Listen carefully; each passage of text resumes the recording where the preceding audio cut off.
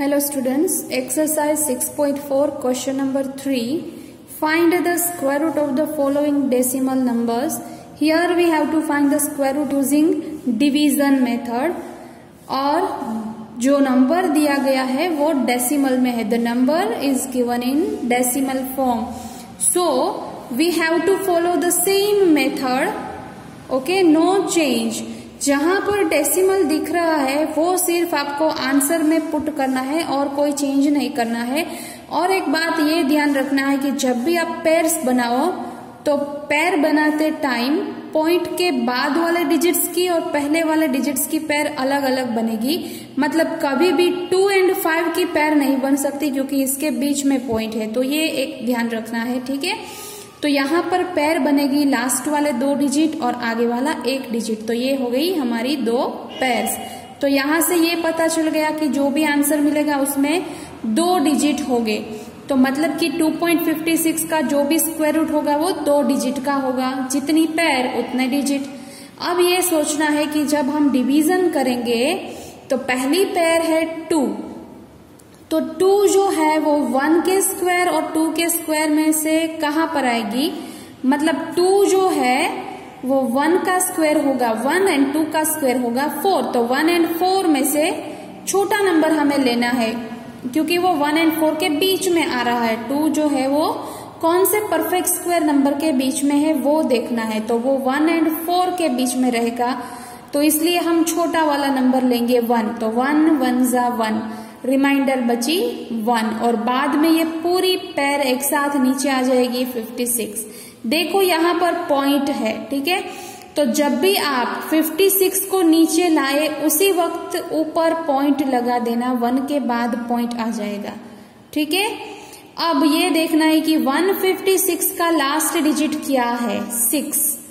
तो यहाँ पर 2 आ गया. 2 कैसे आया, 1 को 1 में ऐड कर दिया. इन दोनों का एडिशन हुआ 2. और ये डिजिट हमें कैसे पता चलेगा, सोचना पड़ेगा कि 6 कब आएगा. तो कौन से ऐसे नंबर्स है जिनके स्क्वायर के अंदर लास्ट में 6 आएगा.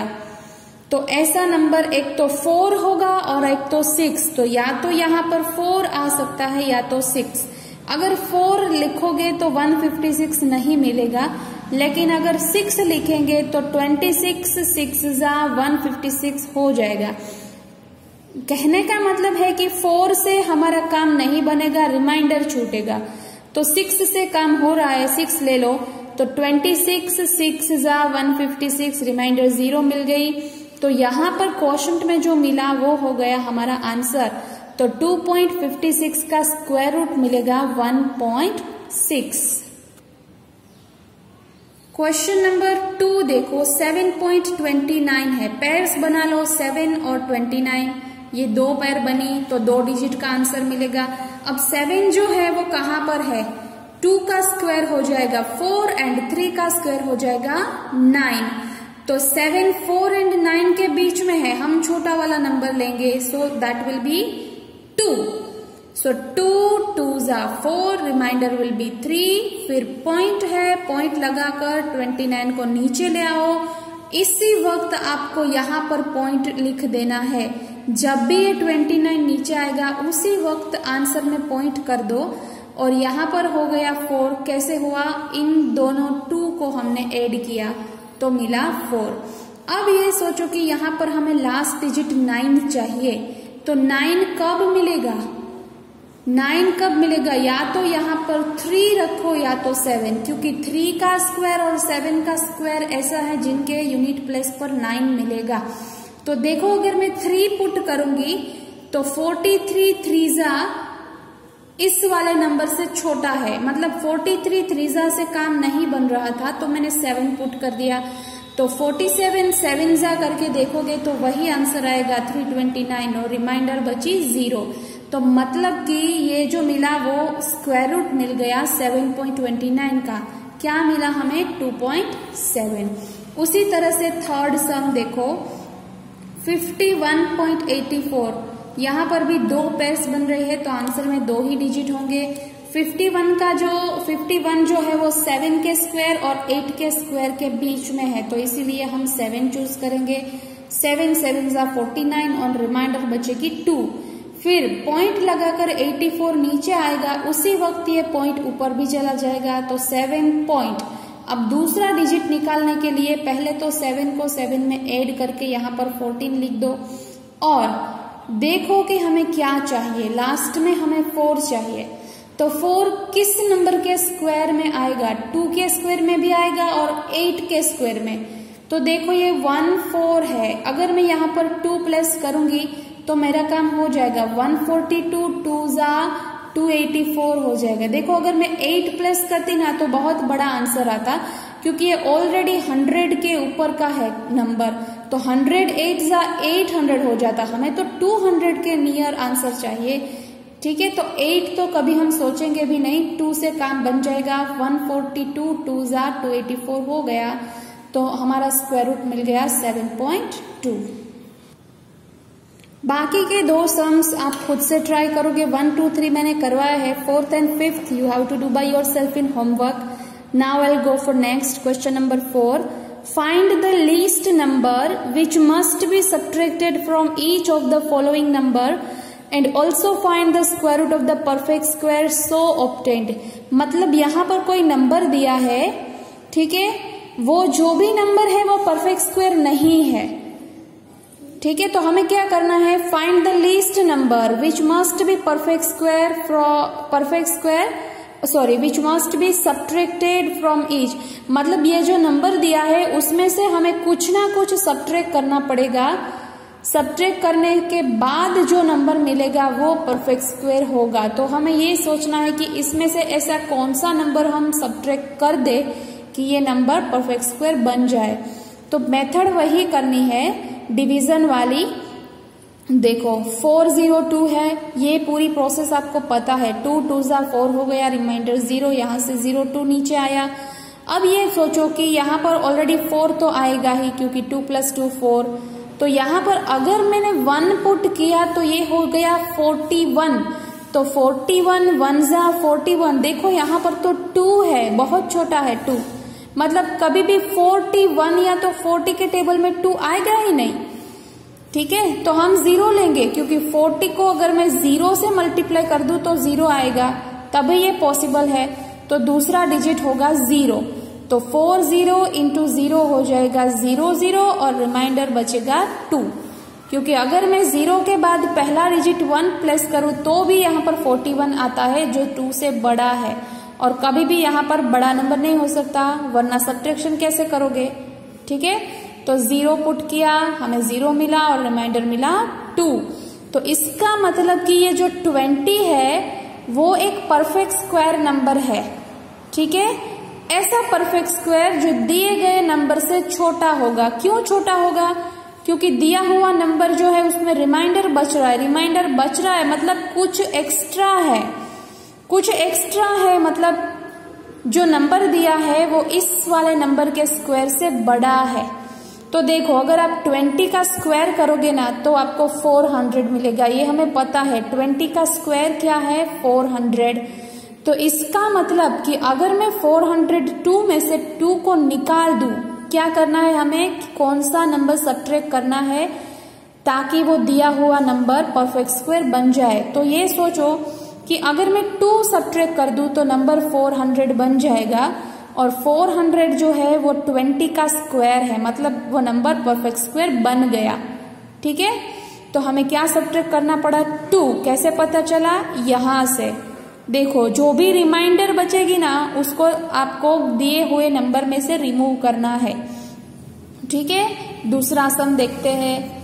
देखो नंबर है 1989, तो 2 पेयर्स बन रही है 19 की और 89 की। 19 जो है वो 16 और 25 के बीच में है, 16 और 25 दोनों में से 16 छोटा है, तो हम 4 यूज करेंगे क्योंकि 16 का स्क्वायर रूट 4 है। 4 4 जा 16 हुआ, रिमाइंडर 3 बची, ये 89 नीचे आया। अब 4 को 4 में ऐड किया तो यहाँ पर 8 मिल रहा है। दूसरा वाला डिजिट हम कौन सा रखे ताकि यहाँ पर हमें 389 मिले। देखो अब हम लास्ट डिजिट पर नहीं जाएंगे क्योंकि हमें ऑलरेडी पता है कि ये जो नंबर है वो परफेक्ट स्क्वायर नहीं है। ये परफेक्ट स्क्वायर नंबर नहीं है तो ऐसा मत सोचो कि यहाँ पर 9 है तो यहाँ पर या तो हमें 3 चाहिए या तो 7, ऐसा मत सोचो। ठीक है, हम ये सोचेंगे कि 389 के करीब करीब आंसर आ जाए, ऐसा कौन सा नंबर होगा। तो अगर मैं यहाँ पर 4 लिखूं तो 84 4 जा 336 होगा। ठीक है, 84 4 जा 336। अगर 5 लिखूंगी ना तो ये बढ़ जाएगा, नंबर बड़ा मिलेगा, तो वो नहीं चलेगा क्योंकि सब्ट्रैक्शन हो नहीं पाएगा। ठीक है, तो हमें ये देखना है कि यहाँ पर जो नंबर 389 है उससे करीब वाला छोटा नंबर मिलना चाहिए। तो 84 4 जा करने से ये मिला, रिमाइंडर बच रही है हमारी 53। ठीक है, तो इसका मतलब जो भी नंबर दिया है उसमें से इसको माइनस कर दो रिमाइंडर को, तो आपको परफेक्ट स्क्वायर नंबर मिल जाएगा। ठीक है, क्योंकि अकॉर्डिंग टू द रूल क्या होना चाहिए, रिमाइंडर 0 होनी चाहिए, लेकिन 0 हो नहीं रही है, 53 एक्स्ट्रा है, इसलिए तो रिमाइंडर बच रहा है।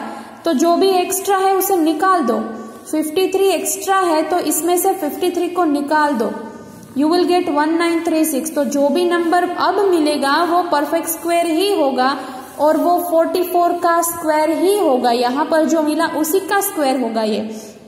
ठीक है, तो जो भी आपको सब्ट्रैक्ट करने के बाद मिल रहा है वो होगा 1936 और ये जो नंबर मिला वो 44 का ही स्क्वायर मिलेगा।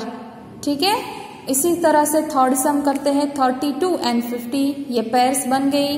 32 है तो 5 का स्क्वायर 25, 6 का स्क्वायर 36, तो हम 5 चूज करेंगे, 5 5 जा 25, 7 जो है वो रिमाइंडर होगी, 50 नीचे आएगा।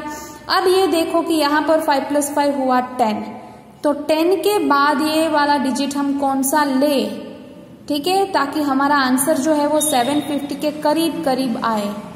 देखो मैं ये बोल रही हूँ कि हमें लास्ट प्लेस में 0 चाहिए, वो नहीं देखना है, हमें ये देखना है कि इसके करीब होना चाहिए। तो ये ऑलरेडी 10 है, तो सोचेंगे कैसे, देखो 10 के बाद अगर मैं 0 पुट करूंगी तो 100 मिलेगा, तो 100 मिला।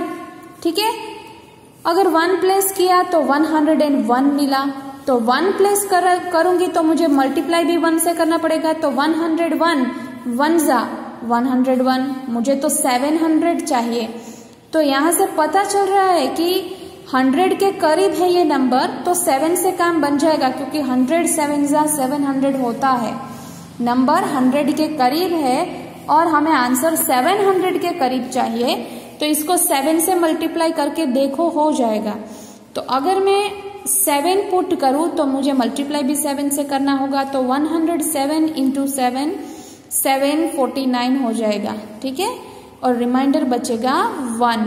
तो देखो ये 1 जो है वो दिए हुए नंबर में से रिमूव कर दो, क्योंकि ये एक्स्ट्रा है, तो इसमें से 1 को निकाल दो, तो 50 में से 49 हो गया। अब ये नंबर है वो परफेक्ट स्क्वायर होगा, और वो किसका स्क्वायर है, जो भी आपको यहाँ मिल रहा है उसी का, मतलब कि 57 का ही हो। ठीक है, तो बाकी के 2 आप खुद ट्राई करोगे, 4th वाला एंड 5th वाला होमवर्क में। उसके बाद क्वेश्चन नंबर 5 है, ये उल्टा है। यहाँ पर क्या करना है, देखो find the least number which must be added.